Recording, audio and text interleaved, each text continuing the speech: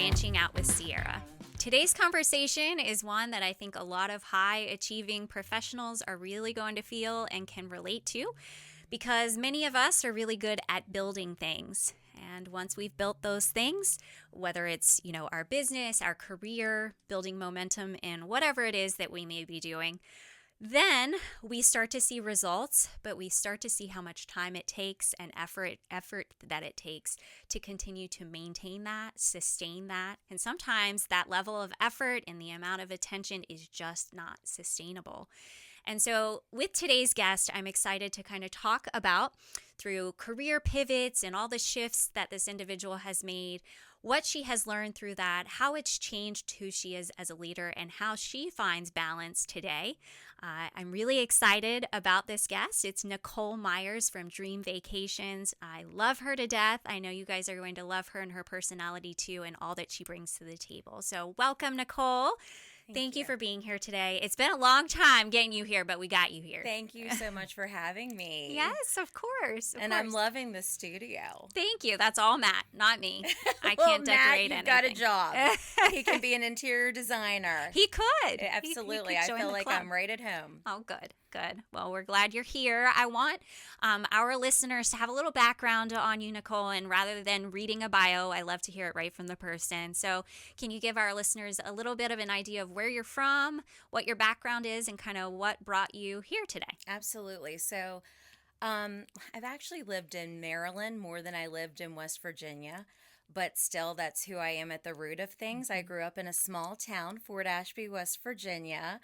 And actually the town that I lived in and grew up in is about, let's say, 4 miles from West Virginia through Maryland to Pennsylvania. If it gives you an idea of, I probably was brought up by all 3 states. Yeah, and that, that's true. Because we shopped in Maryland. Yeah. We did like festivals and stuff in Pennsylvania and everything. But anyway, so I grew up probably about an hour or so from here, and life, throws things at you, and I was married and moved downstate for a while. Through that transition, when I started out in my career, advertising and marketing found me. I've worked for some major brands like Coca-Cola. I've worked for an NBC affiliate, broadcast television, broadcast radio, as well as print, a publisher. So one may say wow, she looks so young to have done so much. That's exactly what I was thinking. Exactly. So young to have done so much, but I've been very blessed. And I guess what really led me to my career path now is I was a director of sales for Marriott. I've been in politics too. Yeah. And I do a lot of nonprofit. So community is really important to me.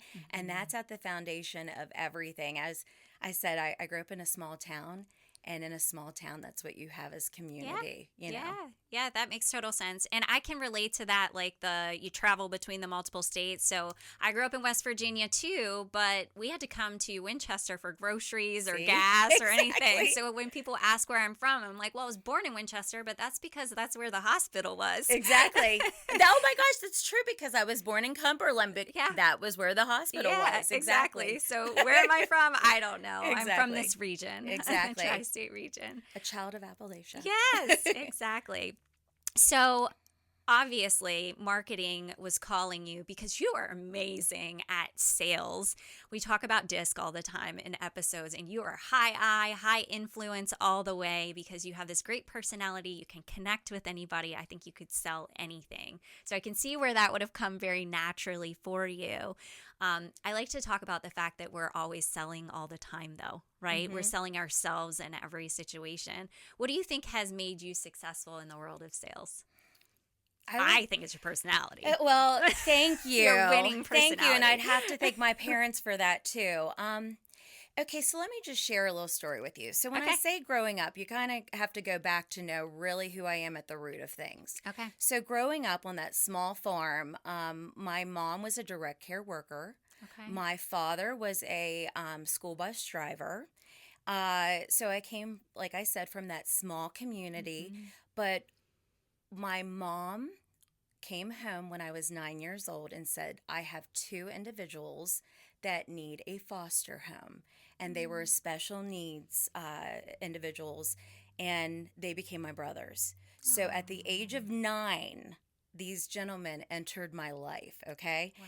They were young, and when I say young, I think it was like 17. They were probably, I think Stacy was 17, Terry would have been in his 20s. I grew up with them my whole life. And what came of that was, I was taught if you were cold, they're cold. If you won't eat that, they don't eat that, because they couldn't really communicate at the level of what their age was. They were probably functioning at a like 3 to 4 year old level. Okay. And so at that time, I didn't realize the impact that was having on me. But I did come to know that when I went to interview for this high level job that you had to have a college degree for, which I don't have. I had experience, but not that. And they actually told me that they would not extend the job to me because of that. Now, I was being sought out by a headhunter. And so the stubborn one I was like, I was elected by 20-some thousand people and got a budget out of red to black. And yet, because I don't have a degree, Wow, that's you're not going to sad. hire me. And so the CEO said, okay, let her do the test, let her do this and that. And I ended up getting hired. Well, he brought me into his office when I went for training, okay? And this is where my full circle moment came. He said to me, I've never saw anyone ever perform like you did on this, I guess it was a disc. It was a personality test. That's what I used to call them. I only call them discs because I know you now, okay? Yeah. But I guess it was a personality test. But he said, you truly would never, ever sell something to somebody that you don't believe in. And that's why you are so successful in what you do. So he said, you have a high level of empathy. And that is what I had gained from growing up, because I had to be empathetic to other people's needs, meeting my brothers, and then also just judging the room, like, mom coming home from work, is it a good day? Is it a bad day? So it kind of makes you more aware of people and their needs, which I believe also helps you in sales. Yeah. But at the same time, when you have that genuineness, I think it comes through. And I truly would never sell somebody something that I didn't believe would be in their best interest, if that makes sense to you. It does. And thanks for sharing that story. I didn't know any of that about you. So here's the interesting thing. A lot of folks that come on the podcast, like, I've known them for a while, but I learned so much through the conversation. So thanks for sharing it. So can you kind of bring people up to speed as to what you do today? Tell us a little bit about your business. Absolutely. So my husband and I bought a travel franchise. It's a veteran-owned franchise. It's called Dream Vacations. We are a home-based franchise. I have about 10 associates that work for me now from all sectors of the world. And when I say that, like, well, I guess not the world, the United States, but I have a physician's assistant. I have a bank vice president that works for me. I have a retired AAA manager. I have a mom, so I have a retired school teacher.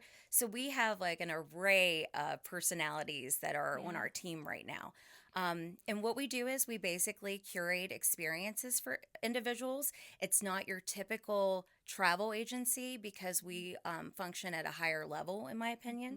So that's where I'm at today. That's amazing. You've built a massive team. Yes. It's been cool to watch you grow. Thank you. We've only known each other for a couple of years, but at the very beginning. Yeah. You've been there with me from the beginning. It's been fun to watch. And it's fun to watch, the posts of your clients giving feedback on their trips and experiences and, trips of a lifetime, the things that they've been waiting for. I'm sure that brings you so much joy to see those things come to fruition for people. Oh, Sierra, I feel like I go on every trip with them. Oh. It is. And, so some of the people that we work with, they have waited their whole life to do these trips.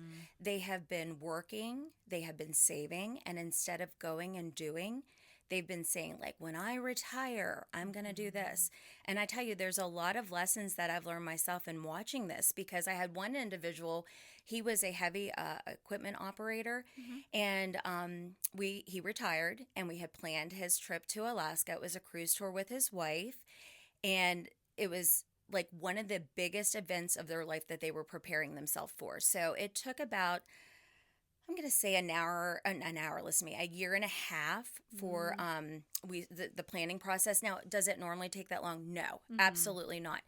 But he wanted to have the perfect experience, and plus being able to pay for that, it took some time. Okay, Yeah. so you're curating. It's almost like having a child if you think of it like that, a little bit longer, Yeah. which is not typical for everything. But in this instance, I'm just trying to get across to you, like, there was a lot of thought that went into this. So about 2 weeks prior to leaving, his wife was in an accident. And when I say accident, she took a spell. She fell. And we realized, oh my goodness, they may not be able to go on this trip. So, okay, we waited our whole life to do this. We've now waited over a year to go on this trip, and we may not go on this trip.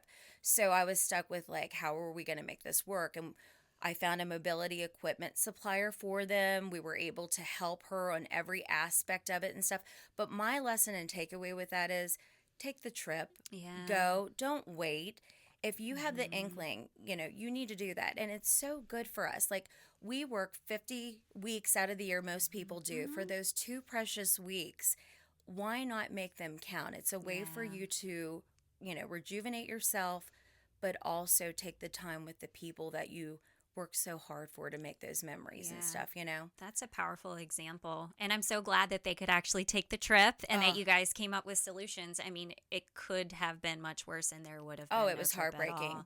Yeah. It was heartbreaking. But yes. They made the most of it, they made the most of it. They did. Good. Absolutely. Good.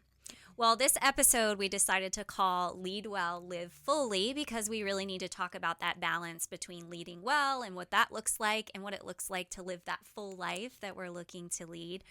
So I want to start with the leadership piece of this. So knowing your background, and you've shared a little bit of that, you were in politics and a really important decision maker, right? When did you actually first see yourself as a leader?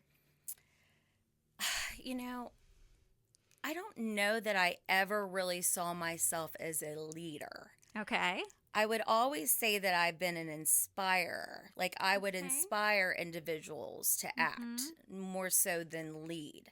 Okay. Probably more so now I look at myself as a leader, but growing up and stuff, I would never have said that.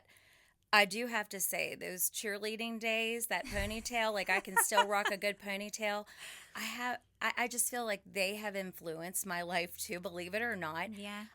But just that teamwork, it would have started at an early age with me, just through sports and stuff in school. But I would say now I would consider myself, but earlier on I would never have looked at myself like that. Yeah. Or, as you say, the influencer, you know? Yeah. Well, the reason I ask, and listeners probably know this at this point, I taught for 10 years, and until I sat down and started reading books about leadership and saw different definitions of leadership, I didn't see myself as a leader. And then it hit me that I was leading those students on a regular basis because I was influencing them, and leadership is influence. Yes. And so you inspiring people, to me, you were leading, but to you weren't. And that's okay. We don't have to have the same definition, but what do you think makes you a leader today that you weren't before? What's the difference in the definition between what you said is an inspirer, which we're making up today, and a leader? I guess because I'm the figurehead. Okay. So I would classify, because in my past, I still looked at us as this cohesive team, which I do think that we're a team, but I guess the recognition that I get now versus before. Okay. Because that's fair. But I would say now, the cohesiveness of the team is far more rewarding. Oh, that's good. It is. That's good to know. A lot of people look at it that way. Like, I have to be managing people to be a leader. At that point, I'm a leader. I have to have a specific title. And that's why I'm asking, and that's why I started the podcast, because most people see it that way, but I want people to see their ability to influence in every interaction. As soon as you became a mom, you were a leader in your household. Absolutely. You were influencing every day. And so I'm trying to take these leadership skills and help people apply them to everyday life. And that's why I was kind of prompting for that, because I just want to see, your perspective. So now that you are a leader, by your definition, what does it look like to lead well? What are some of the characteristics of a good leader? So I would say that you have to be able to question things, also yourself, evaluate. I think you need to be able to problem solve. Okay. I think you have to be able to delegate. And I think that that's part of the process is the questioning, problem solving, delegating. But leading is not doing it all yourself. It's identifying other people's strengths. You mentioned the disc. That is an excellent tool. But it's also, not when you're in, like I was a sole business owner. I did not have the resources within myself or the capacity to figure some of these things out. And luckily, someone like you landed in my lap, okay? And in doing that, it allowed me to evaluate myself and evaluate my weaknesses and where I could build upon. And I think really being able to reflect and say, I do these things well, I could do these things better, but better yet, I could hire someone that could do these. I think that you really have to evaluate that and know, what lane you're in. Yeah. If that makes sense. It does. And it's it's a difficult spot to be in where you feel like I need to do it all. I need to wear all the hats. I'm not at a place financially to bring someone else in. At what point can I hire someone to take on these extra things? So I want people to be able to understand what it looked like when Nicole was functioning at full capacity, couldn't have added an additional thing to your list. Before you got to that point, you were ready to delegate because we fought over delegating. Oh, yeah. It was hard. It was a struggle. Well, okay, so when we first started this business, my goal was $250,000. It was $250,000 for that. No, it was $500,000. Excuse me. It was $500,000 for that year. We're just into our third year. So it was $500,000 for that first year. And that was just because I thought if you're going into business, you need to have some goals there. Yeah, of course. Okay, because I selfishly got into this business for my own personal travels. Yeah. And then to also help individuals that I love and want to have relationships with and plan trips that's a with. bonus. Exactly. I didn't look for this to be this big business that it's become. But anyway, so my goal was $500,000. Within 2 months, I had sold that $250,000. And then I was like, wow, if I can do this, I can do more. So within that first year, we were at $1 million, and you knew me at that point. I was struggling, and the thing was that I did not see is I may have been selling that, but some of these trips weren't going until the following year, so I didn't have all the workload that was coming, So it's a continuing process of selling and then also sending them out. So functioning at full capacity was early mornings, late nights. I kept telling you, Sierra, I've got to find more hours in my day, and you're like, no, that's not how this works. There's only 24, Yeah, exactly. And that's what I was doing. I kept on thinking, okay, if my competitors are getting up and getting to work at 8 or 10, if I get up at 4, I've already got more hours on them, and I can make I remember this work. you saying yes, that. I did. I was adding more hours to my day, and well, that was a sure way to burn out, in which I did. So that's what my life was looking at like, and this is what I do well. Like you said, I am great at sales. Oh, yeah. I'm great at marketing. Well, guess what Nicole didn't have to really do before? The admin part. Guess what Nicole really doesn't care to do? HR admin and all that stuff. So it was then realizing like, okay, this is not sustainable. Yeah. Let me identify the 2 things that are existential to my business that I am the only one that can really address those. One of those being technology. Yeah.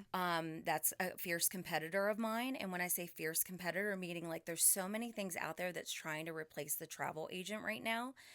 But, I had to identify like, how do I differentiate myself from that? Yeah. And the second thing is, when it comes to, the other agencies out there, because if you search right now, probably even in this area, there are hundreds of agencies. Yeah. Anybody could really go get their ability, like go print a business card that says they sell travel, okay? Yeah. But doing those certifications and stuff. So I had to, the other differentiator is, how do I stand out amongst these other agencies? So I realized like, I'm the brand. I have to stay on point with that. We have to have consistency on our workflow that we do for our clients. Right. I cannot lose that quality. And you were really instrumental in helping me identify what those processes were to keep that workflow and that quality, but also remember, like, okay, what are your core values? Mm-hmm. What do we need to do, Nicole, that stays in line with your core values for your family and yourself so that we are getting that perfect work-life balance? Yeah. And that is truly what helped me do that. So I was able to identify my values, the business values, things that I can delegate, but the things that I have to stay in contact with so that I am, still combating those existential components to make sure that we do not lose sight of that, Yeah. to keep the business at the top. And that doesn't happen overnight. That was a long It was. process for you. The moment you realized something has to change to the moment where you started to see the light at the end of the tunnel. Oh, How yeah. much time do you think passed? Too much. Yeah. It was too much. I Yeah. think probably the one of the best things of a leader is knowing when to say when. Mm-hmm. And I didn't do well at that because okay. I was Yeah. trying to control everything. Yeah. So I think you also have to realize, like, part of the process is growing others. Mm-hmm. And everything's shifted for me now. So my whole mindset was, and listen, we won the first and second year. We have won accolades and stuff with our company. We were breaking numbers. I was on the $1 million panel. That's huge for being 2 years in, okay? Yeah. In a big franchise. Congratulations. Yeah. We're number one in sales for cruise. It's a huge thing. So, but what I realized is like, really, what's that getting you, Nicole? Mm-hmm. It's time to grow the people. So when you start looking at that as a leader, it really isn't about yourself. What the measure is what others do and what you can inspire them to do within themselves. And that's where I am now. So I feel like that is the biggest shift. And I can't tell you how much joy it brings me when someone's saying, and this is monetary, but hey, Nicole, we're going to get to go on that trip. Yeah. Hey, Nicole, we had debt. It's being paid off. So when I see my own associates do that, and then also hearing them say, like, their worth, their value of what they're doing because they have a professional system that they use for their clients, and then their feedback of they had a great time and they're getting these reviews. I can't tell you what it's like to make people's dreams come true. Yeah. Not only just theirs professionally, but then to see people go on these trips and stuff and what they experience. Yeah. Like, we're making memories, girl. Yeah, They're going to remember us. That's amazing. So you're seeing it in your clients, but you're also seeing it in your associates. You're making their dreams come true. Absolutely. You're growing them. You're allowing them to figure out what their strengths are and let them lean into those. So Absolutely. So that's awesome. What a cool journey. I want to go back to a word that you said. You said you were burnt out, and people throw that around all the time, right? And I've had some people ask, like, I don't know, am I burnt out? How do I tell? So how did you know that you were burnt out? That question. Yeah. If you have to ask, Yeah, then you are. then you are. So the first thing is, if you have to ask, you're burnt out. Yeah. It was the disconnected home. And then also the other thing, it wasn't just burnout. You have to look at when your obligations, you start failing on them a little bit. And I'm not talking about missing deadlines. I'm never going to be that person. Yeah. But what I realized I was doing, like, for instance, this was a big moment for me. I had a client that wanted us to do it was a customization land tour in Europe. And my brother had just had his heart attack, okay? And he was going back to coaching, and it was his first opening night for football. Okay. And it was very important because it was close to where I live. He's over an hour away, and then he coaches a inner city charter school in Baltimore. So they were close to us, and I was like, we have to be there. It's the first game. Yeah. It's his first night back. This means so much to him. So, rushing. It's 5:30. I don't have my glasses on. I hate that. Wait till you get older and you have to wear glasses. I did not have my glasses on. It's okay. I have contacts. Yeah. It's hidden. Oh, good. So you're good. Okay. Well, I needed my reading glasses, and we're in the car. And I always like to respond in a timely fashion to my clients. Yeah. So I quickly read through what I thought I read and responded. And this was a brand new client. And by the time I was done with the game and got out of the game and stuff, she responded and said, we no longer choose to use your services. You did not fully answer my question. That's not what I asked. And we don't, and I was like, oh my gosh. And you have to understand, I come from that winning standpoint. I care what people think. I hated that I let her down, but I realized, oh my gosh, she's right. To be a travel advisor, you have to have attention to detail. And so I acknowledged her. Yeah. But guess what I quickly did then? I then realized I have to have better boundaries. And I didn't let her know this. I didn't give her the whole thing of my brother and running, and I should have waited till Monday. But I put an out of office reply on that I was still responding right away to my clients' emails in the sense they got that auto reply, setting the expectations that I'll be back in on Monday. Yeah. So that's when I realized too, when you're doing that and you're making these decisions and stuff, I had no business responding that day. Like I was not enforcing my boundaries. And I think that's really important. You have to have boundaries. You have to have your own rules to govern yourself. Yeah. You know? I've even been kind of dealing with the out of office thing recently myself with all of this travel. I go back and forth because when I am on site with clients out of state and I'm on site all day, I'm serving clients, but I'm out of office and I'm not going to be able to respond to emails. But oftentimes I don't think about it until it's too late. Like I get out of the session, I have 100 emails and I'm like, should I have had my out of office on today? And then I'm like, well, to put on out of office serving clients, that's every day. Like at what point do I do that? So I've struggled with it recently. I had it on as out of office this week. We were in Canada all week. And I had it as returning today, but I was like, but my day's packed and I'm not going to be able to do email today. Exactly. So do I wait till Monday? Oh no, I'm traveling Monday. Exactly. So when am I in office? So I'm dealing with that right now. I'd love your feedback on what I should do. What would you do? Absolutely. You need to do that. So for instance, I was in Europe coming back. I had, I just shared with you, my daughter was leaving.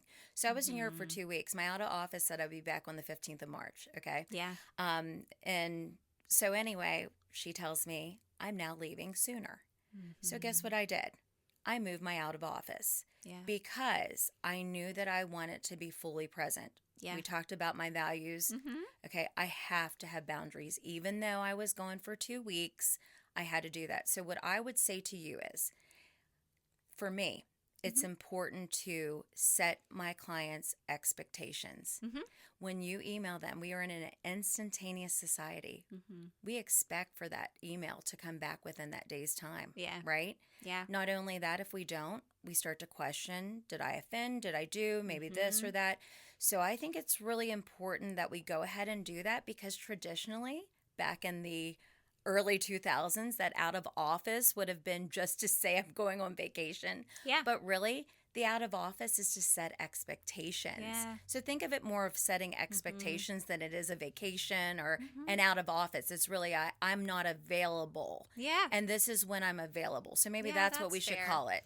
Yeah, I think so because the expectation I set for my clients is always a 24-hour response time, even if the response is I'm acknowledging receipt, but I can't thoughtfully reply right now. That's kind of my rule for myself. So I always question, is what I'm doing going to prevent me from being able to respond within 24 hours?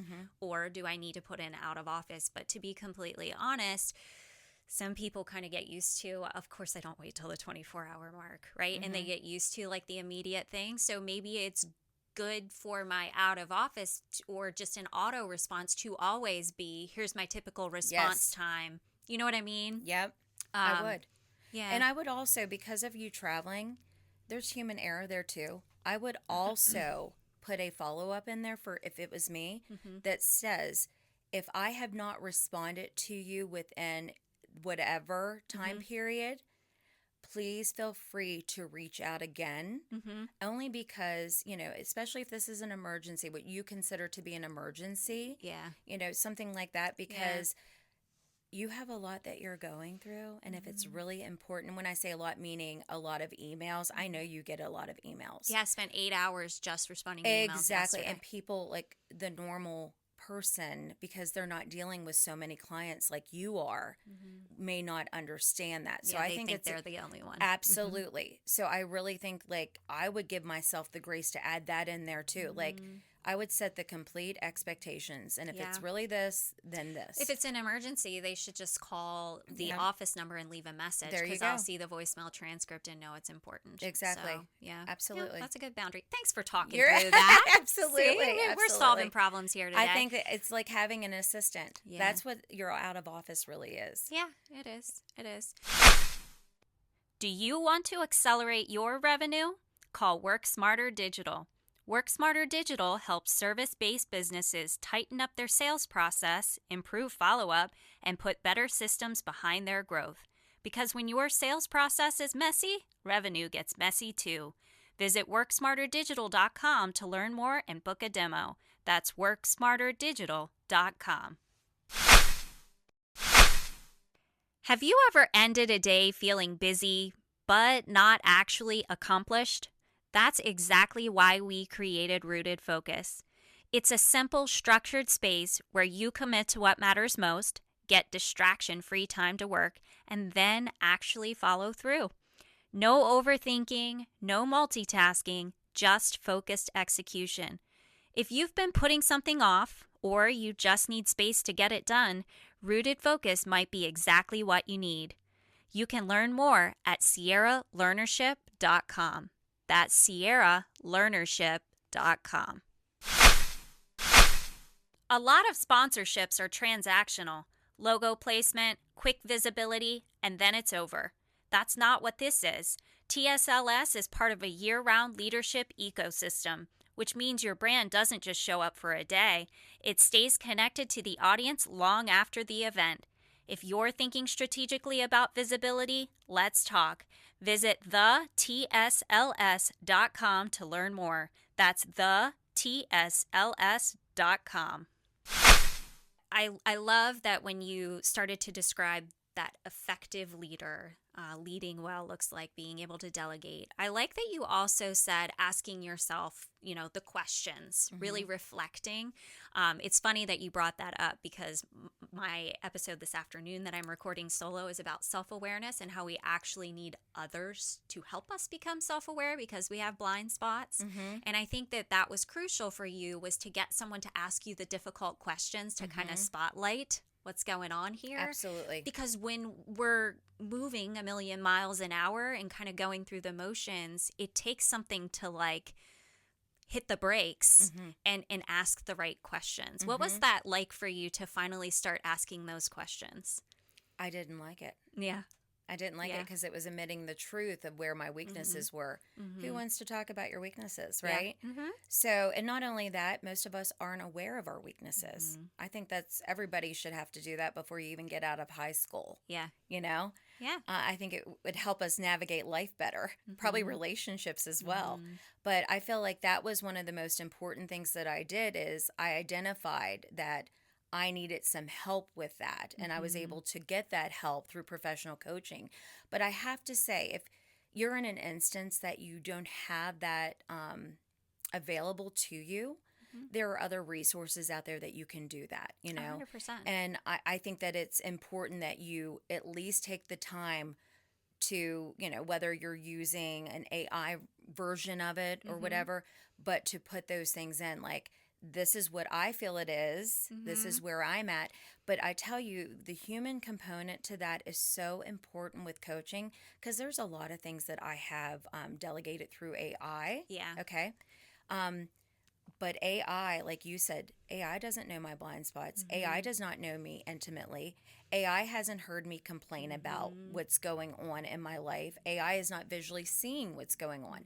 But AI also doesn't have the degrees or certifications or real life experience of dealing with people. Yeah. So I do feel like when you're coming to the point of asking the questions, it's better off if you have somebody else help talk you through it. Yeah. I really do. I find for a lot of my clients, that's just what they need. The answers are inside. They already know, but they have to have someone prompting and helping them to talk through that. I'm glad that you said that, because I have heard conversations lately about, I'll ask AI this question. Well, AI knows about you what you teach it. So when you say, I don't know my blind spots, you're acting as if I can do and do know all of these things, and it believes in you, right? And it thinks that you can. And so I do think it takes someone being able to observe you in action. Absolutely. And see those things. So I'm glad that you brought that up. Well, another thing too, one thing that we did, do you remember when we were working on a CRM? Okay, remember that? Okay. So you don't love technology. Well, the funny thing about that is because my brain works completely different than your brain. It does. Okay. And then in talking through that, you were able to identify how my brain works. Mm-hmm. And when I was building that CRM, you were like, I don't think this is going to work for you, girl. Mm-hmm. Okay, well, AI wouldn't tell me that. AI Yeah. just would tell me, okay? So that's where I'll build it for you. Yeah, I mean, literally. And I'm to this day, we still are using that. So, okay. but I have to say, like, those are some of the things that came out that's not in a typical DISC assessment, not in a typical full focus moment, okay? There was a lot of things that came out through our coaching together that really helped me to scale my business. I could not have done it without you. And I'm not sitting here just to say that. You know, I took you to the company. Yeah, I know you did. Because I believe so much in what you do, professionally, personally, everything. Thank Everybody you. needs a Sierra. Truly. Well, thank you. That is so very kind. It's fulfilling, just like you are fulfilled by watching people be able to take that trip they've always wanted to. It's fulfilling to watch you grow your business and see you have balance and be so happy. Because I'm pretty sure you probably didn't think balance existed for a while there. Like, it's not possible. I'm not going to be able to do this. I had no idea how to do it. Yeah. So the process of delegation is something I've talked about in episodes before, but I think it's important for us to just take a minute for that. And I think it's funny because it kind of connects to our Leadership Unscripted today, where sometimes we want to pass something off, but we're not passing it off to the right person to do it, right? We just want it off our plate. I don't care who does it. I just need somebody else to do it. And we hire for what we think we need, but maybe it's not what we need at the time, or that person doesn't have the skill set that we actually need. You know what I'm talking about? Absolutely. Are you following me? We've been there, done that. We've been there. This segment is brought to you by Work Smarter Digital. If your follow-up moves slower than DMV traffic, it may be time for Work Smarter Digital. Work Smarter Digital gives small businesses a fully built, ready-to-run CRM sales system so you can stop wasting months setting up software and start following up tomorrow. This is your sign. Get the CRM. Get the system. Get moving. Visit WorkSmarterDigital.com to learn more and book a demo. That's WorkSmarterDigital.com. All right, so for those that don't listen regularly, this segment is where we take listener challenges and we unpack them with our guests to see, is it something you've experienced before? Is it something you have feedback on?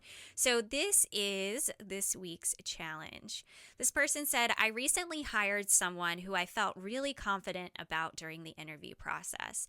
They seemed like a great fit and I was excited about what they could bring to the team. But now they're in that role and it's not working out the way I expected. There are performance gaps and the dynamic isn't what I'd hoped for. I can feel the impact it's having and I keep thinking I'm the one who made the decision to bring them in. Now I'm trying to figure out how to handle the situation, but I'm also questioning my own judgment. If I got this wrong once, how do I trust myself the next time I have to make a hiring decision? So that's a lot to unpack. Have you had any experiences like this before? Oh, sister.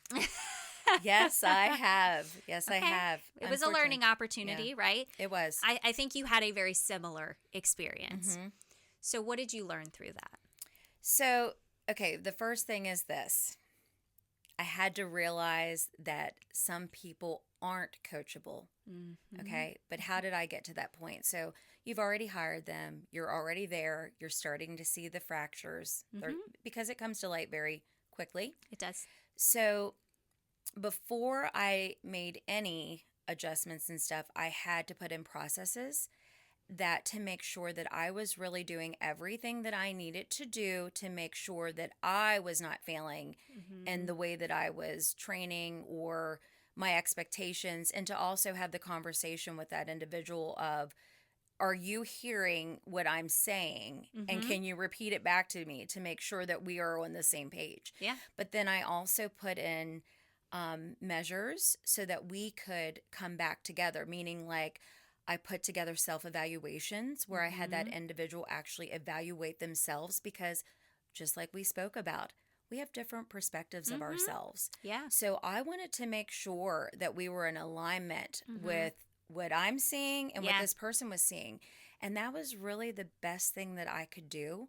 because through that self-reflection on her part Mm-hmm. and also what I was bringing to the table, we were absolutely aligned.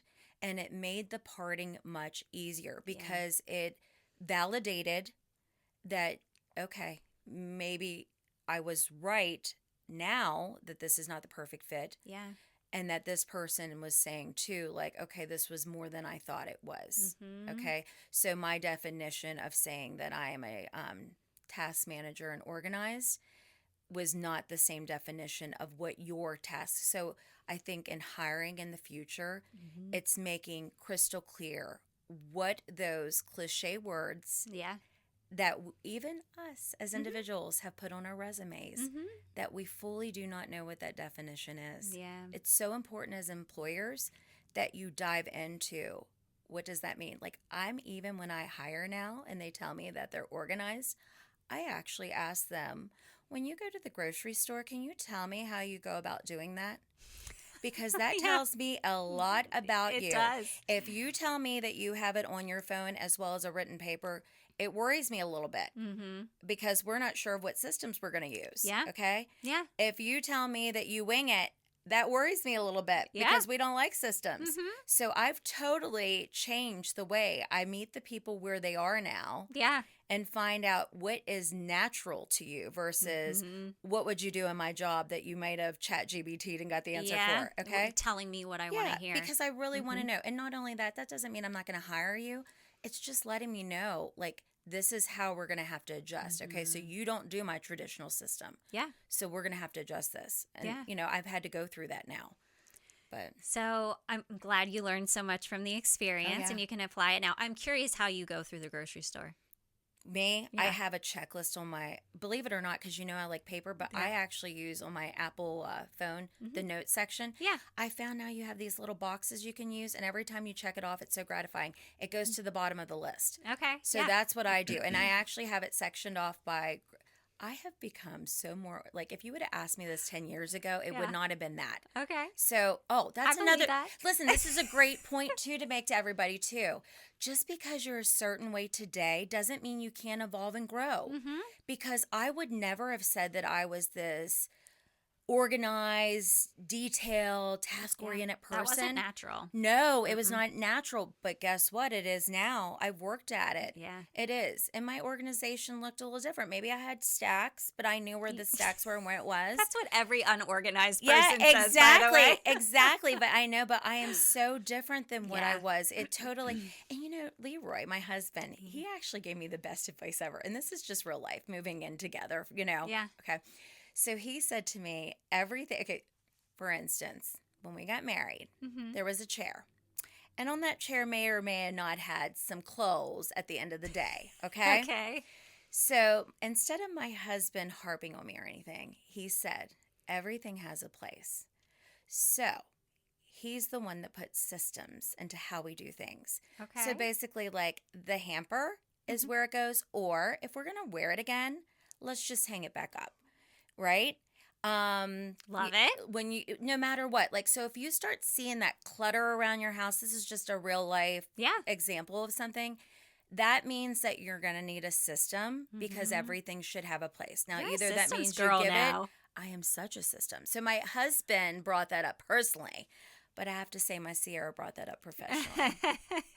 I'm glad I could help with that. Absolutely. I love my systems. No, I think so. This person specifically now doesn't trust her judgment for the future or his. I don't know who it was. What do you say about that? Because they said, if I got this wrong once, how do I trust myself the next time I have to make a hiring decision? Oh my gosh, if we got everything right, we wouldn't be learning and growing, Yeah, right? yeah. So part of growth is making mistakes. Mm-hmm. That's where we learn, and that's where we Yeah. truly excel. Yeah. Wouldn't you agree? Yeah, I would totally agree with that. Absolutely. And I'm sure if you go back, like, through some of the major CEOs and stuff, all the systems and processes that they've been through, Mm-hmm. that's where it comes from. So I would say you're doing just fine, but you have to take the time to self-reflect Yeah. and just see, like I just told you, Mm-hmm. that resume said availability. The resume said organization and this and that. But I didn't dive into what does that mean to you? Yeah. Will you give me an example of what that means?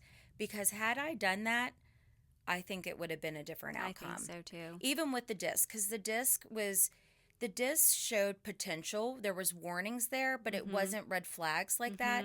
But I feel like that is a component. But you also have to ask the right you got to get questions. the right questions. Yeah. No, I agree. Not the buzzwords. Yeah. Because truly, we all have different definitions of what that means to us. We have different experiences. Well, that goes to when we talk about your values. Even if you say what your value is, they might think they have the same value, but you define the word differently. Perfect. Exactly. Yeah. So when you initially said this, you said, are they coachable? And so I just want to talk about the other piece of that. So you determined in this situation they weren't coachable.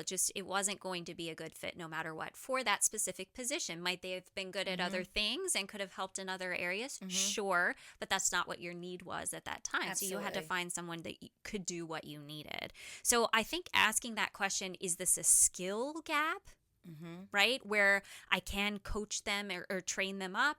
Is it a behavioral issue where it's just never going to get there? Their personality doesn't match. It doesn't fit into the culture, right? You have to ask yourself, what is the gap, and is the gap coachable? Absolutely. How much time can I spend on this? But what I love, making it measurable, like you said, about defining success, and this is what success looks like. Are we able to reach that definition of success? And let's measure where you see yourself versus where I see you. All of those things that you said, 100% agree with. I think that person that submitted this just needs to apply that sort of thing Absolutely. in the future. And then they might be more confident in their decision going forward, right? Absolutely. Agreed? Thank you for helping me Absolutely. with this. This is great. See, I knew I picked the right one for you. I was like, did I send that in at one point? Yeah, a long time ago you sent that was in. right on point. Exactly. So what has delegation given you that hard work couldn't give you alone? Okay. Growth. You can't, if you do not delegate, you're going to burn out. You're going to fail. Eventually you will fail because you cannot do that without quality and the ability to delegate it properly, whatever that is, even if it's automations. But I will say this, you better have your system in place perfectly before you go and put automations and stuff like that in, because let's just look at it like this. Your system is the foundation, okay? So you need to have a with the perfect amount of PSI or whatever it is for the foundation. My husband's a builder. You have to have it perfect so that the house doesn't crumble, but you don't want to go back at the expense of yourself and your business, because it's hard to undo and start chipping away at that concrete to rebuild those foundations to rebuild the foundation with the automations. Yeah. So like there's a lot of people that want to just hurry up, scale, put the processes in place and build the automations to send. You can't do that. Yeah. You have to make sure you have to do it right. Absolutely. So yeah, that would be my. No, I think the order definitely matters. So now that you have delegated and you smile more. I do. You smile more. I do. You seem a lot happier. I do. What message do you want to send to the leaders out there listening, even if it wasn't their own business that they built? I mean, this is applicable for everyone. I hear all the time people are burnt out because their bosses are putting more and more on their plates. And how do they advocate for themselves and say, this is too much. I can't take on anything else. And we'll set those boundaries that you were talking about. But what is your message to those people who are feeling burnt out right now? What's the one thing that they could do? I would say boundaries is a big thing and finding your peace, but I guess it would lead me to another story. It's okay. We like stories. I love stories too, because that's how I learn. I'm a visual learner, but my husband said this is politics. I know you love politics, but the Speaker of the House was there for 30 years in Maryland. That's a long time for anybody to be there, okay? Yeah. Some people start to think that without them in that position that it's going to crumble, like they are the savior of all, right? And we find that sometimes within our own businesses. Yeah. Wouldn't you agree? Mm-hmm. If I'm not there, Yeah. even if you don't own it, if you're the president of sales or just the salesperson, or, Yeah. you're the other worker that gets called in for maintenance issues. If I don't go in, it'll fall apart. Yep. They can't do this without me. Exactly. So for 30 years, this man held that position. And in one night, it was gone. He lost the election. Do you know that office was packed up within that 24-hour period and ready for the next one? Yep. And it was just like that. It was done. Mm-hmm. So my point is, no matter if, like I said, with my business, what really matters most is at the core of your values. That may be family. That could be travel. That could be your spirituality. Whatever that may be to you, it's at the core. Whatever that question is and what pops in your mind, that's what it is. Yeah. Well, you need to focus on that, and you need to allocate time and find balance for that. Because one day you could lose that job, you could fall ill or whatever, and you will be replaced because it has to go on, and you want it to happen. Yeah. I never ever want to think about not being able to be here and my business just crumbling. I want it to continue, but at the same time, I have to have that balance for myself, and I didn't have that, Sierra. Yeah. And whenever you tell yourself, like, I'm struggling, I'm so tired, remember how I would complain? Like, it was like super, super negative. I didn't believe myself. Yeah. I just kept saying it. Well, if you're saying it, and I think it's shifting that mindset too. So I would say to anybody that's out there that thinks that, they are the only one that holds it together, it's time to take time for yourself. It's time to find out what truly matters to you. Yeah. And it's time to allocate appropriately to that time. So, for you, I said my health, my family. But when I looked at what I was allocating my daytime to, it didn't reflect what I said, did it? It did not. So therefore, that balance showed. You did an excellent job of helping me to identify that and allocate my time. I didn't have a plan. I wasn't working a plan. Yeah. My business was working me. So now I work my business and I work my life. So that would be, I guess, overall, what I would say. No, that's great advice. I love it. I think now that you've gotten out there and you've seen the world more, even if travel isn't the thing on someone's list, I'm going to give you a second to convince them that travel is the thing that should be on their list. So now that you've seen more of the world, what are people missing out on that aren't traveling? Immersing themselves in cultures. Okay. To experience the world through somebody else's eyes. We just came back from a cruise on the Rhine, and beautiful castles. It looked like something out of a fairy tale book, okay? But what I realized is, like, as we were on top of that long ship and we were looking around, everybody else in that area was out still experiencing life. So there was somebody fishing. There, I saw bikers. I saw cars. But just to see how they live, it's very similar to us.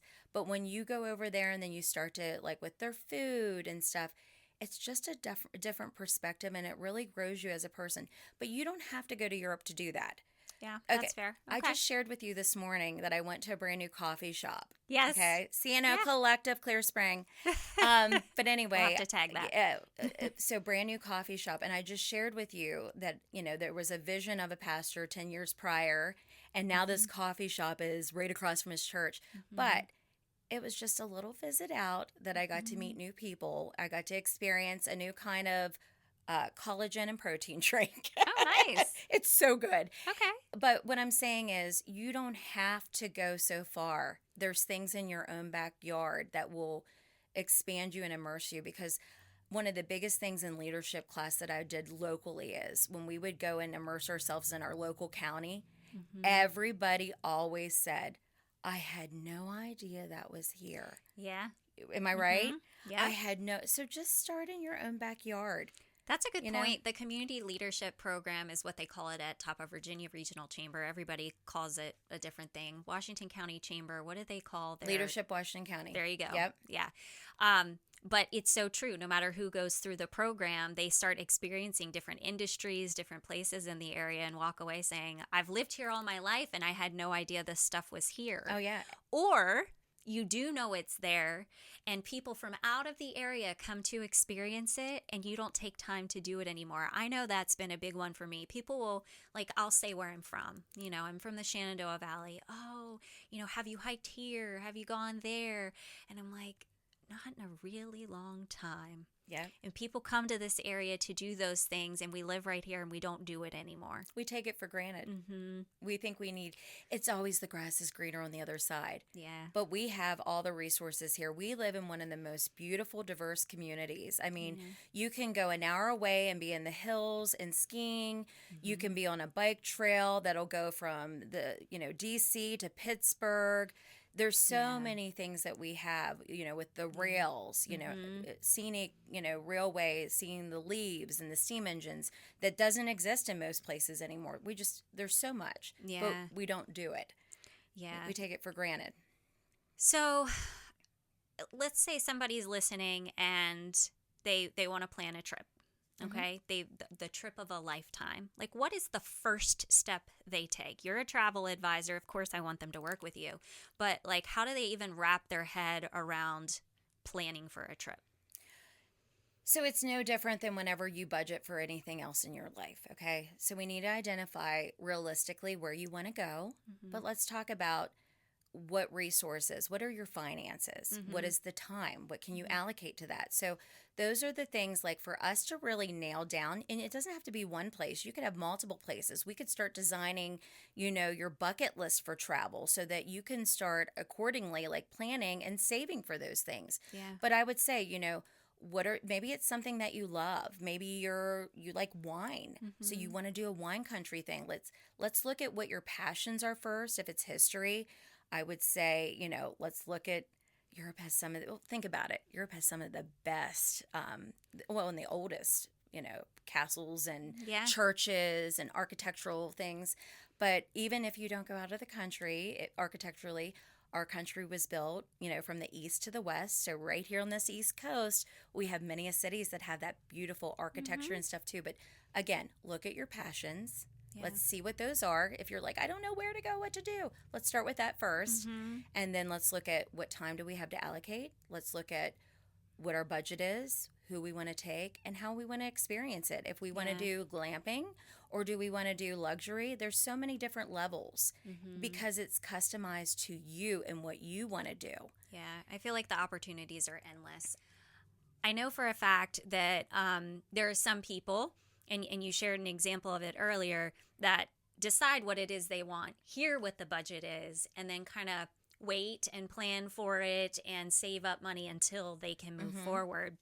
So it's like what you said earlier, like you didn't have a plan, you were working, right? Same kind of thing, right? Like, isn't it worth sitting down and figuring out what that dream vacation is so you can start working towards it instead of always saying, I'm just not at a place I can do it now. Well, you're always going to say that. You're just going to keep, it's like people, I'm not ready to have a kid because, I can't afford to. And then everybody that has kids tells me, you're never going to be able to afford to. You just have to do it. Is it the same kind of thing? You know what? That's an excellent point. So let me just say this to you.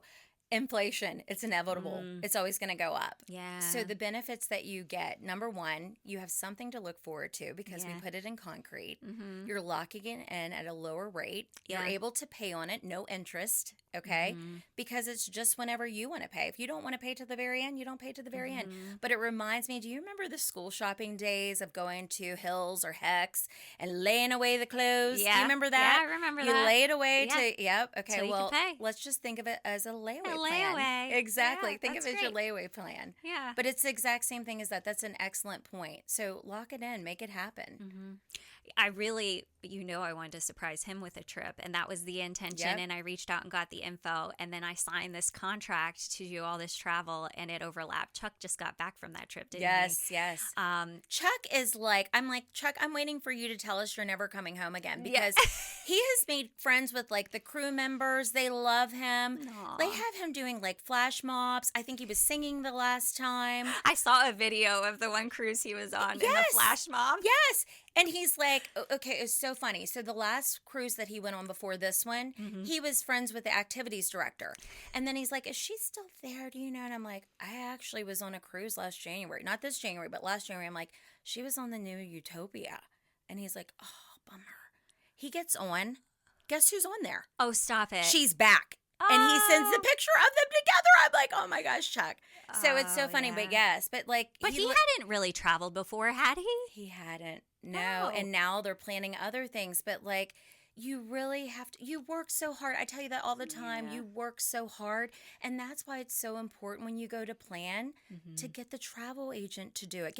I don't care who you use, whether it's me or somebody else. Use her though. But make sure, check the reviews and make sure, because there are, like I said, there are people that don't have experience that can do it, meaning like they can just do it. Doesn't mean that they're good at it. But when I say like, why not get a travel advisor to do it? Do you really want to be like outside this US and something going wrong and you don't have a lifeline, all because ChatGPT helped you plan it? Yeah. But guess what? You know, you're in Paris, Dominican Republic versus Paris, France, or Paris, Texas, or, you know, I could go through countless examples. Okay, this airline crisis. One of my clients, I was in Europe when this happened, but he's like, oh my goodness, Nicole, they just canceled my flight. I just got to the airport. They canceled my flight. What am I going to do? And I knew, because he was high up in law enforcement, he had to be home. We were expecting these tornadoes and stuff. He had to be home because we had major flooding that was devastational the last time. So I'm like, oh my God, I have to get him home. Well, they shut down all Southwest flights in Miami. So quickly, and he's like, I'm in line. There's like 35 people. Well, I knew if there's 35 people in front of him, that meant they were rebooking and he probably was not going. So I quickly went online. I quickly rebooked him at a different airport because I had the knowledge to know Southwest just closed down. Yeah. I quickly got on the phone with, and this is the other thing too, having great relationships with suppliers. Yeah. I got on the phone with the owner of my transportation company and I said, how far away is your guy? Can you get him back? He's like, give me 10 minutes. He didn't ask me for a payment. He said, let's get him there. Let's get him safe. Let's get him on the plane. We'll talk about it later. Yeah. We didn't even talk about it for 2 weeks. I sent him follow-ups. He's like, I'll get to you. But the bottom line is we got him back to the airport. We got him on the plane. We got him home. But it's having those relationships. And that's why I bought into the franchise I bought into, because I knew the level of like expertise, customer service that my clients have come to know and trust. Yeah. I cannot do that with thousands of suppliers without having help. Yeah. And I have that. I have the back door to everybody. That's pick amazing. Up the phone and it happens. And people assume that it's more expensive to do it this way, but I learned from you when we met, because you can get savings and discounts. People actually save money by booking through you, not spend more. So don't assume, this is for everybody, don't assume because you hire Nicole that you're going to pay more now. Actually, you're probably going to pay less and get perks, right? Absolutely. And not only that, but like the service that you're getting, you will never get that from somebody else. Like I can tell you of countless things that's come up, because it's inevitable. It's going to come up. It's going to happen. But having the peace of mind that you get to go about your vacation still, and my team is on the phone getting it resolved for you. And you're none the wiser, you know? But you're right. We offer, because of the volume that we do as a collective community, like there's several franchises that we have. So we're measured on volume, and then we get special perks and stuff too. But aside from that, just, you know, what we offer, you get start to you come home, finish service. So it's not just you book the trip and it's done. Before you even step foot on that ship, on that plane, in your car, you will feel like you've already been there and come back. I have equipped you with everything that you just feel like, oh, I got this, you know? And that's my goal. My goal, I tell my team all the time, my goal is that they never have to call us, so that we anticipate every one of your needs, that they are answered, and you never have to call us until you come home. But I just got a text when I walked in here, and she's like, we had such a great day at the pool. Everything went smooth. We did our transfer, blah, blah, blah, blah, blah. I love getting that. You know, I want those texts. I want those pictures, you know? Yeah, I'm sure that that's very fulfilling. Absolutely. I love that. This year's lineup brings real-world experience from business, media, government, and leadership at the highest levels.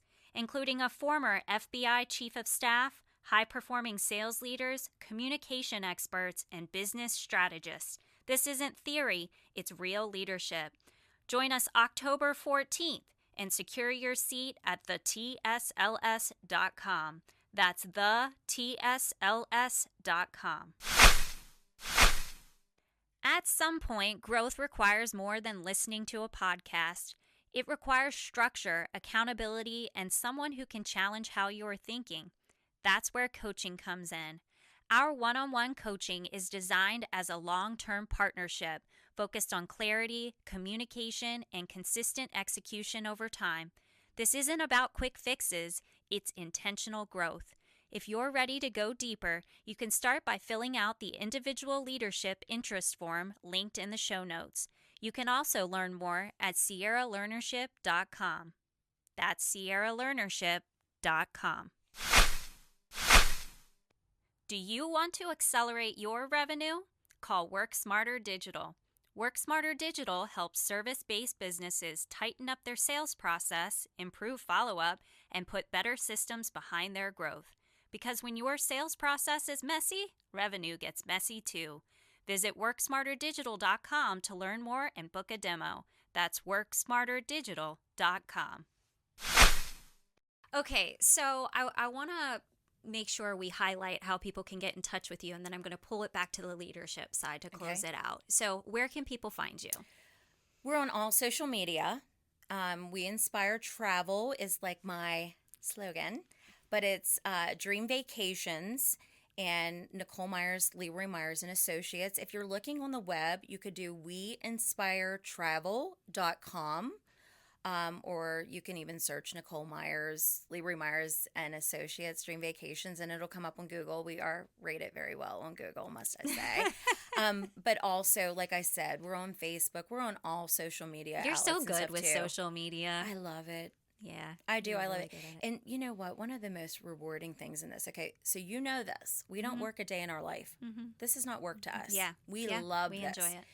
So as I share my travels, and I invite everybody along with me, okay? It is so rewarding, the people that message me, that look at the videos, because I immerse you in there with me. Yeah. Like, and I don't do the fancy Like editing. I can taste the food Yeah, you almost. can, exactly. when you take a bite and you're like, I'm like, I do. I think I can taste it. Oh, it's real life. It's not scripted. And it's normally not pretty either. I don't worry about all the editing. It's literally what it is. But the people that say, even from following us, like, Nicole, I love this because they may not ever leave their county. Yeah. So it's so rewarding. Yeah. It is. It's fun. We're having a great time. But yes, weinspiretravel.com. Perfect. And we'll make sure that we post all the links Thank you. well along with this, and we'll share it on social media. So when I asked you about what it looks like to lead well, I'm hearing, through and through, creating boundaries so that you have balance, delegating effectively, right? But you said something at the beginning about leadership, about being able to empower people and grow people. By delegating, you are empowering people, you are growing people. So leading well actually looks like taking things off your plate. It really is. Doesn't it look like that, right? A true measure of a leader is your team. Yeah. Because if you have this team and they are failing, you are failing. Yeah. It truly is. And when I walked in here, my assistant that I told you I love her so much, shout out to her, Dee. We have had a common question come back on an email we send prior to the trip. Okay. And I said to her, I want you to start taking ownership of this as your business. So as these common things keep coming up, what can we do? I don't feel like we're anticipating their needs, okay?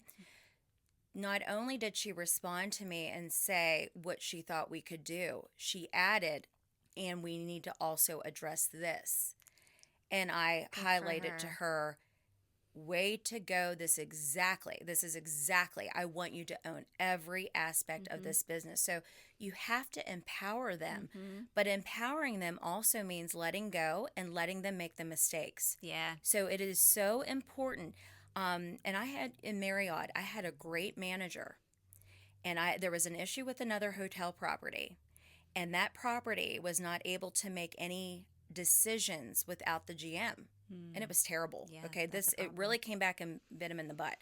And that GM said it's because that manager is micromanaging everything, and therefore nobody on that front desk is empowered to do the right thing. Even though they know the right thing to do, they weren't empowered, and it was really hurting their numbers, what they look at. But anyway, it really is about empowering them to make decisions and then letting them fail and learn from them.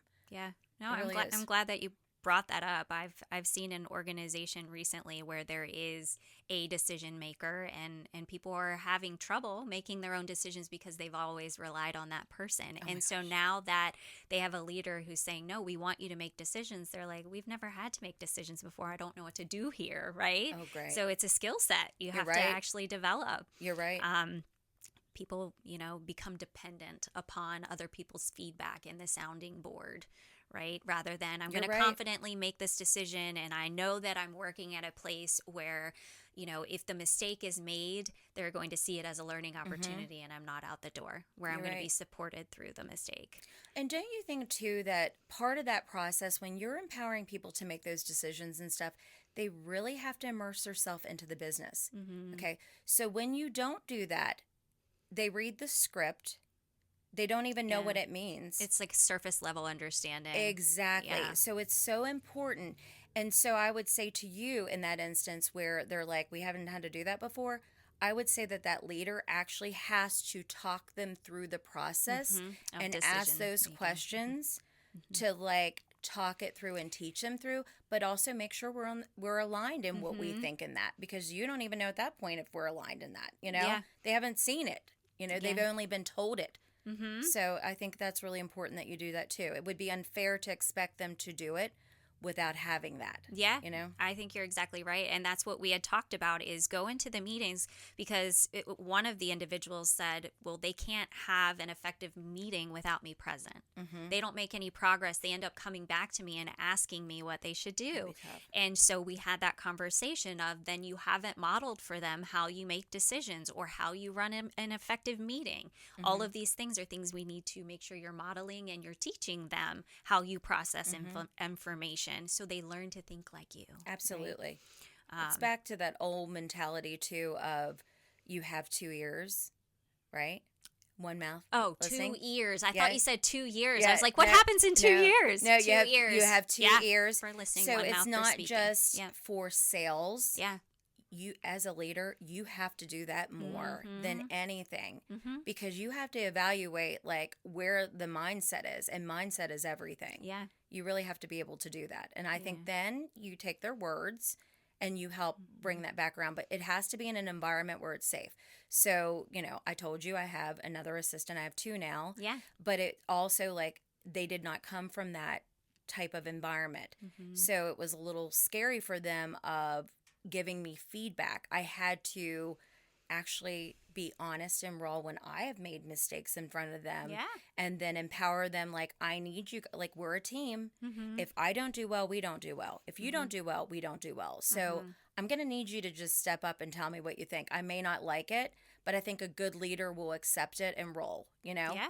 And when I say accept what they say doesn't mean they have to accept and adapt to what they want. Yeah. But at least acknowledge that, Yeah. You bring up so many good points. I could sit here and talk to you forever. I love this. Yeah, you're gonna have to come back. You make a it second easy. Time. Oh, I'm glad. You do. I'm You make glad. it easy. Well, you're just good at it too. Speaking on the fly. That's something I had to practice a lot. So you don't believe I don't believe I've that. had to. Oh, Ask girl, Matthew. you are a natural. I'm not being. Listen, you are a natural. Oh, this podcast has been so hard for me. Really? Yes. You know why? Because you literally, it's just in you to be a leader. Have you ever shared your story of how you got into this? Yeah, but way back at the beginning. Okay. I probably should again at some point, because unless people listen to remind the them. first couple episodes. Yeah, because literally you are a natural for what you do. You were doing this way before you had a title to do this. Yeah, You were yeah. always meant. This is who you were meant to be. Look at how many people you've affected. Oh, thank you. Oh, it's the truth. You've affected a lot of change in your time. If you could quantify that, because I am now affecting. Think about how many people you've touched. Truly. Yeah. It really is. I should think about that. You're Yeah. right. Well, it was funny because recently, because I delegated social media, which I'm excited to do, we were talking about content, and she said, you're traveling a lot. Are we taking pictures? What are we doing when you're traveling? And I said, well, it's kind of weird because I don't like to talk about the businesses I'm working with, and don't want to put exact locations. But how cool would it be sometime to have like a map of the world and then like the pinpoints of where my clients are and who I've serviced. So we were just talking about that the other day, and that made me realize, when I made this decision on bed rest and just needed to make a penny to survive, right? I saw it as Winchester, Virginia community, right? I'm going to help a few people here. I'll try to make $40 an hour and replace my teacher's salary. That's what I need to do. That was the focus. So it's completely changed now. But yeah. So where did that mind shift change for you, though? Does it find you, or did you develop it? I think as we went through COVID and I started networking and building relationships with people outside our area, it opened my eyes to the world outside our area because, girl, I haven't traveled a lot. I haven't. I just wasn't exposed to anything. You have to understand the biggest thing I saw was West Virginia University, and that was a shock to my system. So going from Hampshire County, West Virginia to WVU was a shock, right?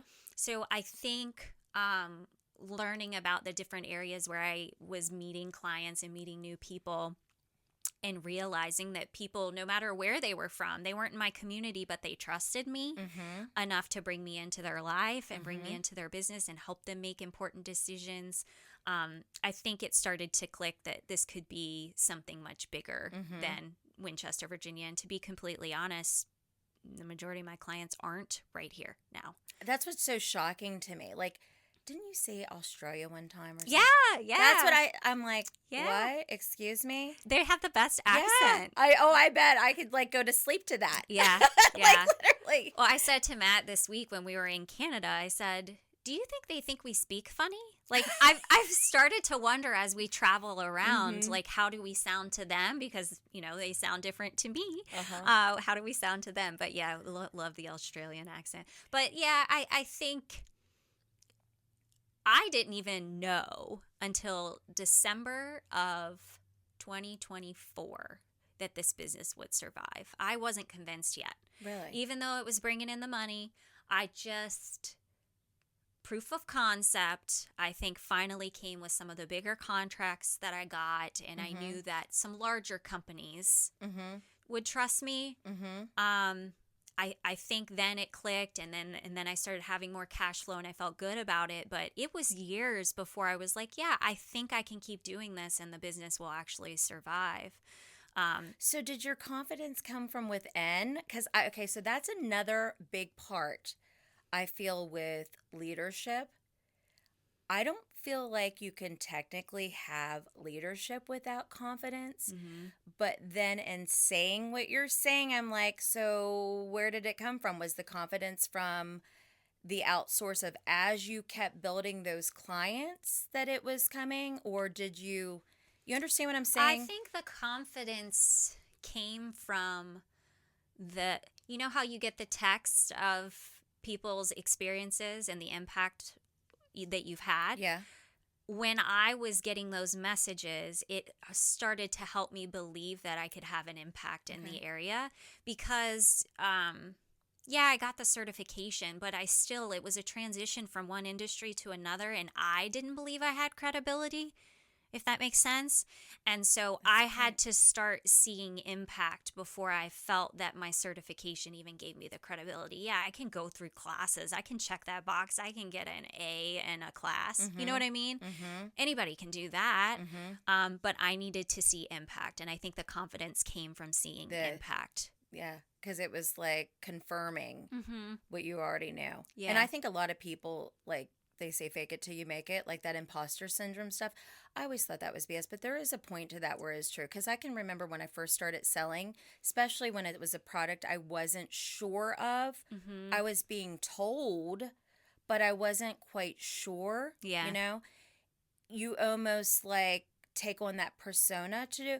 But then when you see the impact, like you say, you're like, oh, yeah. Yeah. So I can see why you would say it like that. Yeah. But I guess, too, like the value with you and how you've grown this business, too, you bring so much to the table because you're touching like big CEOs to everyday Joes, Yeah. okay?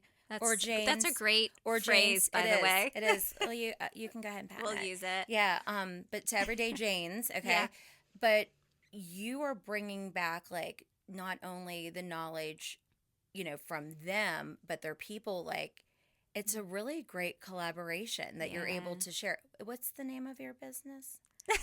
Sierra Learnership you know what I'm saying? Like Collaborative. but Yeah, really, it I mean, is if you in look so at many that, like ways. the value of what you offer and stuff is so far beyond just your services. The network that you have a really big network. I have an amazing network. You do.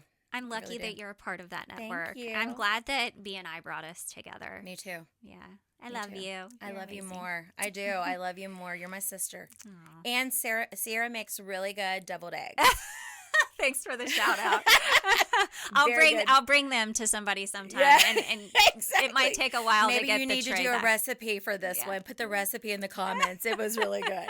But no, That's thank so you so funny. much for having me. This has been Yeah, wonderful. Of course. Well, I'm going to let you give a shout out to someone you think is leading well before we close out today. So who do you want to give a shout out Okay, to? so I'm going to say I'm in my nonprofit world right now. Okay. And not always do we give a shout out to those unsung heroes. Okay. Yeah. Heather Guessford is leading a team of, a small office staff. Okay. She is underpaid, and so is her staff because it's a volunteer nonprofit, But I would say Heather Guessford because she's still meeting the needs of our community and still trying to develop more ways to impact our community Yeah. of pulling resources together, not duplicating services. And she needs to be acknowledged for what she's doing. She is my hero. Aw. She's a shero. She's doing a great job. And she does it with class. She is very humble. Oh, And that's wonderful. she's got it together. Okay. Yeah. Did you just say Shiro? She's my shero. I've never heard anyone say that before. Yeah, she's You're my just shero. way too cool. I love her. She's my shero. I'm very proud That's of her.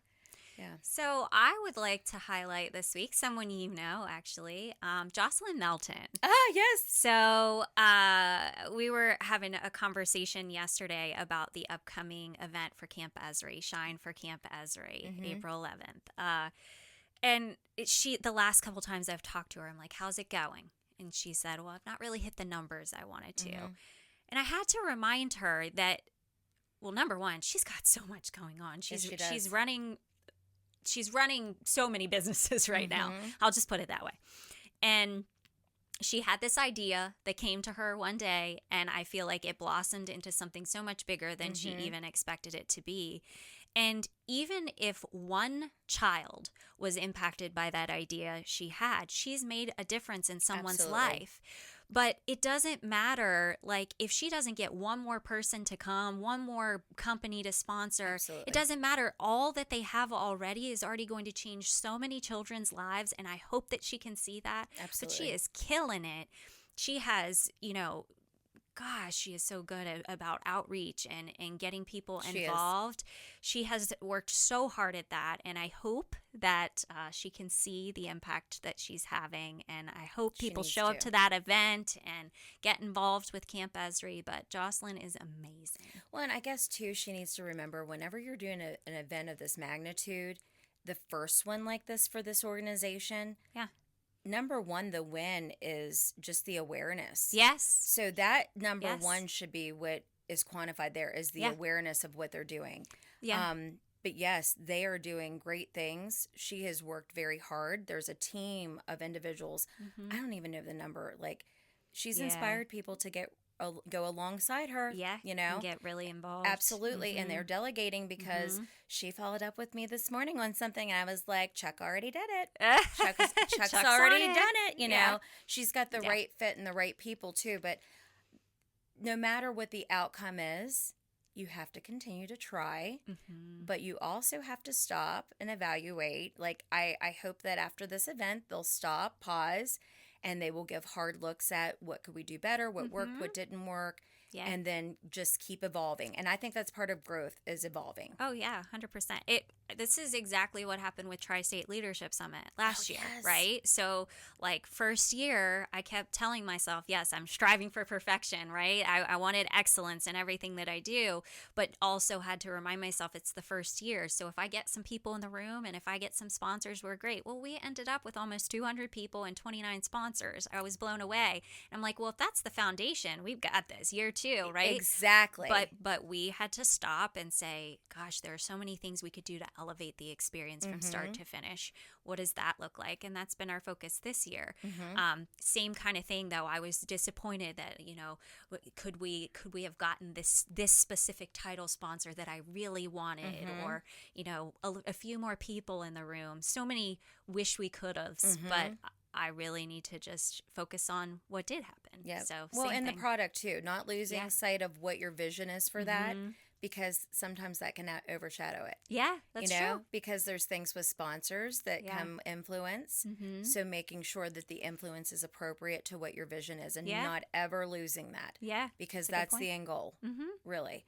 But it sounds like it's growing, and it's another big event this year. It's growing. It's going to be huge. We actually launch ticket sales next week. Okay. Because we're 6 months out from the event. We're doing a special promo for those that came last year and were sponsors last year before it opens to the public. That's nice. So, yeah, I'm looking forward to it. We have some killer speakers. I'm going to have to do a whole episode just on it, but we've got an amazing lineup. Oh. Yeah, I'm excited. Okay. I'll send you information. Okay. So how many speakers do you think you'll have end up? So we have 5 speakers. Oh, wow. Okay. Yeah. That's awesome because... Well, one's a duo. Okay. Oh, I love duos. Yeah, one's a duo. Male-female duo. So when you say this event, like, what would you say it's geared towards? Who is this? Because we really could talk all day. I know. I'm like, because who is this for? Do you have to leave at a certain time? Well, because I told you we're networkers. So one of the things that I think we do so well is because we truly do love and care for people. I love to share. I know. So I'm like, I know anything you touch is golden. So I want to know, like, what are the topics? Who are we targeting? So that I know how I can, like, share this and also help them grow their business. Because I told you everything you've done for me. Yeah, of course. We are focused 100% on making sure that people can use the day to pull away, get out of like the daily grind, and focus in on, if I want to develop as a leader and have greater impact on my business, on the people around me, on the community, here are the things I should focus on. One of our speakers is a former chief of staff for counterintelligence for the FBI. Oh, wow. And she's actually talking about resilience in leadership. Oh, wow. Okay. And obviously she knows a lot about that. Absolutely. She started her own business, and she has become actually a coach on emotional eating, which is interesting. But she applies like an FBI framework to it, which is cool. But for our purposes, she's talking about the weight of leadership and resilience in leadership, and this burnout that we were talking about earlier. Absolutely. That's what she's focusing on. Our duo to kick it off is from News Talk and Tri-State Alert. Do you know who I'm talking about? Yeah, who is it? Come on, you know. Allison. Are you talking to Allison? And Pat. Oh, my Allison God. and Pat. Allison and Pat are doing, I love her. They're kicking it off. She is one of the easiest people to listen to. She's amazing. Oh my gosh. I'm always waiting for like, what's next? Tell me what's next. What's going on now? You know what I mean? I love it. Felt like when you listen to her, it feels like you're literally at her kitchen table with her, having the conversation. And she's done so many things in her life. Yeah, I don't know what she's exactly going to be talking about, but I know some of the things that, like some of the conferences that she spoke and things that, she's amazing. Well, I'm excited about it. I'm not going to share yet what the topic is because I'm going to do a big announcement on that because I'm really excited about it. I actually reached out to people that I thought would be a valuable part of this and said, you tell me what you think we should be talking about based on your expertise. And what she and Pat put together aligned with what Matt and I said we wanted to do and kind of change the mindset in our region on. That's exciting. It's well, he's a good speaker too. Yeah. But you're like, he's okay. But okay, because Allison's my girl. I actually have a call with her later. That's so funny. Yeah. Because it's Listen, everything comes to fruition in full circle. Yeah, you know what I mean? The little God winks.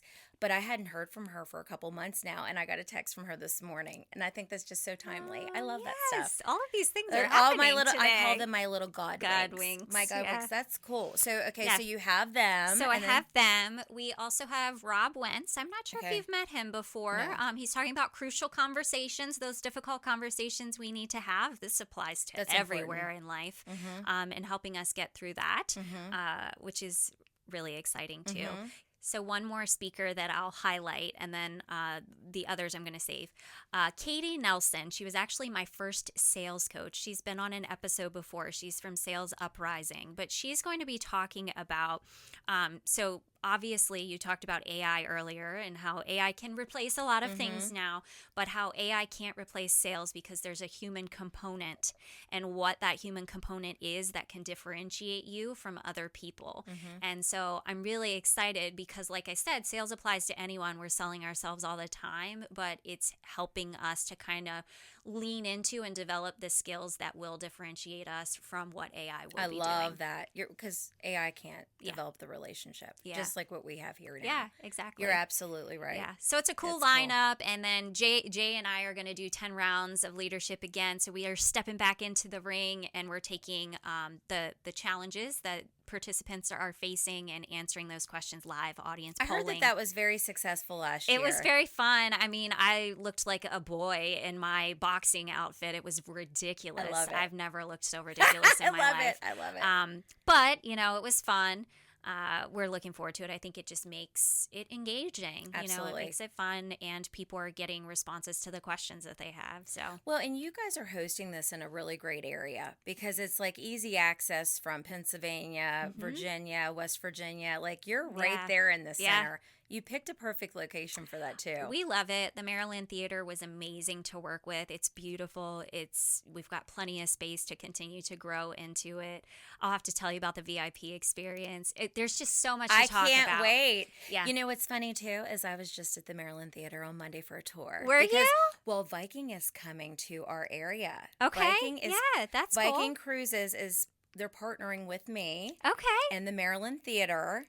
And they're going to be an exclusive partner, and we're bringing an event here. But listen, all these God winks, it almost tells me I'm on the right track with everything that I'm doing. You are. So it's funny because I actually got the full tour. It was so cool. It's cool. Even like the secret room with the signatures. Or did you see that? Yeah. Mm-hmm. Who gave you the tour? Bailey. Okay. Bailey is the new executive director. Bailey was my dancing partner with ARC of Washington County. Yeah. That's where Bailey and I first met. Okay. I forgot we did about take that. the crystal ball. Okay. Well, we did take the crystal ball. And we set the highest record there at that time. But what we did was we raised the level for everybody else to continue the growth of that fundraiser. So, but Bailey. Okay. He is so good at everything he does. I haven't gotten to work with him yet. So last year we worked with Melissa. Oh, yeah.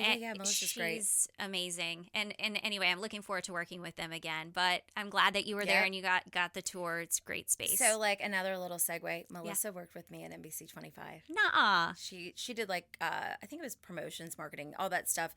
She's great. I love her. She is, that her. is someone to tap into. She's got a great history with career and contacts, and she's Maybe wonderful. I should even have her on the podcast. So you should. I have been asking guests recently. This was a cool idea from Matt. Who do you recommend I have on the podcast? If you could identify 3 people I should reach out to and have as guests on the podcast. That would interest me. Leroy's one. Yeah. That would interest me. Yeah. What do I have like topics I need to stick to? No. It could be anything. I can talk to any. Leadership connects to everything, Nicole. Okay. It doesn't matter who it is. So like things that I love to listen to, because I do a lot of podcasts. I love me a good podcast. I like to hear the human components and how it affects me, how it really relates to me. May not be completely always business, but it comes out through my business too. So when you mentioned that other lady about the weight loss thing, I love to hear like the things that affects us that we think with our mindsets that you can really to make the shift or whatever. Yeah. So I think anything health-wise is interesting to me, and that because it affects the way that we show up in our work life. It does. So I think that's a big one. Okay. And then also I love to get like a perspective from just an everyday person. Yeah. That may be just a different somebody. Maybe you pull in a nonprofit. I don't want to hear really about like, what they're promoting. I'd rather hear about the stories and the adversities that really happen to them. That really interests me because it's real life stuff that we don't hear and the effects that they're making within our community. So I would love that one. Okay. Well, first of all, I'm going to send you links to the ones where we've done health related stuff and had like doctors in. Good. And then I'm going to send you some from our nonprofits. I would love that. We do a nonprofit a quarter. Okay. So I want to send you some of those I would too. love to listen But to we'll that. do that. But you didn't give me specific people. Who do you know? Okay, so people-wise, well, you could pull in my Heather Guestford. Okay. She's lived 1,000 lives. Okay. That would be a good one to pull into. I actually thought about my pastor whenever this morning. I told you what happened this morning with him. Yeah. He is such a worldly man, and he did not always start out in the ministry. He was actually in the sales. Okay. He does leadership. He's an author. Oh, wow. A 2-time author now. Yeah. But he has led an extraordinary life, and I find him very fascinating. And just telling his story of where he started at and some of the people that he touches and stuff, he's got some really great stories and insights. I mean, his wisdom. He's our local, you know how Joel Osteen's a great storyteller? He's this gentleman is that way too. And he lives it. So he would be another one that I would say I would love to hear more from him. In our local area. Yeah. Yeah, just, just because we don't think about it, but there's a business side to that. Oh, 100%.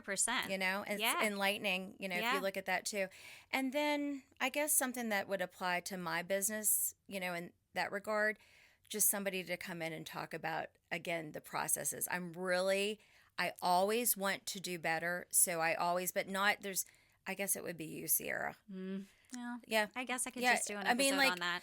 I love that. Like identifying, like teaching us better how to be more efficient and how, we get in the rut again. So when is it time to maybe do that shift again? When is it time to reevaluate again? Is it something that we do annually?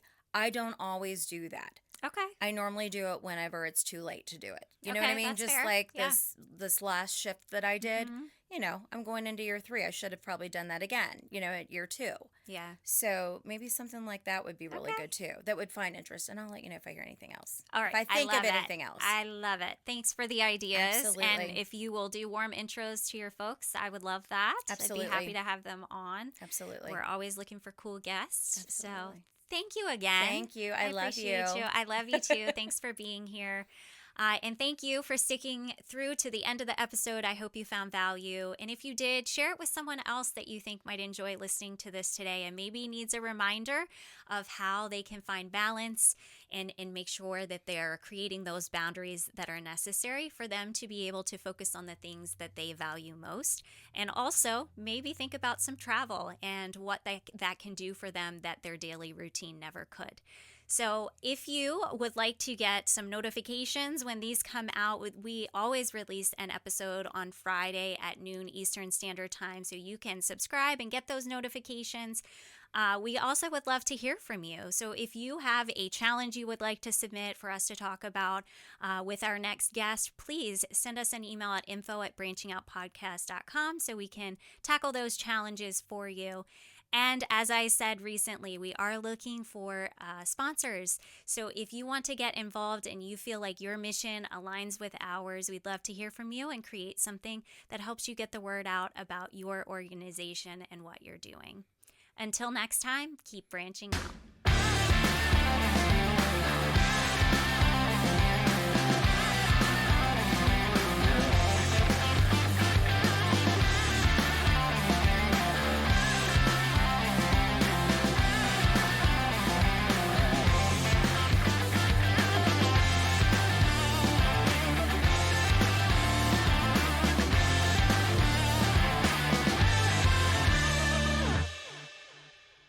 Before we wrap up today's episode, I want to take a moment to say thank you. Thank you for choosing to spend your time here.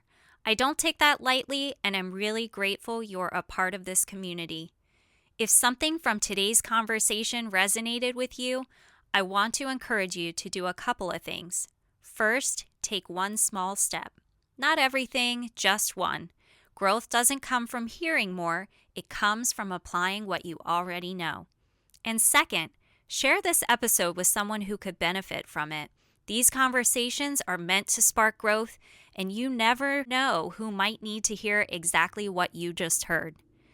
If you haven't already, be sure to follow or subscribe to Branching Out with Sierra so you don't miss future episodes. And if you believe in this mission, helping people apply leadership skills to everyday life, and you're interested in sponsoring the podcast, I'd love to connect. You can find more information in the show notes or reach out directly. Quick note before we close, this podcast is intended for educational and entertainment purposes only. While we share insights and experiences to support your growth, it's always important to apply what fits your situation and seek professional guidance when needed. And finally, I want you to hear this, no matter where you are in your journey, whether you are leading a team, growing a business, navigating change, or just trying to show up better each day, you are exactly where you need to be to take your next step. And you have the ability to positively influence others in every interaction you have. I'm rooting for you, I believe in your growth, and I'm here to support you along the way. Thanks for being here.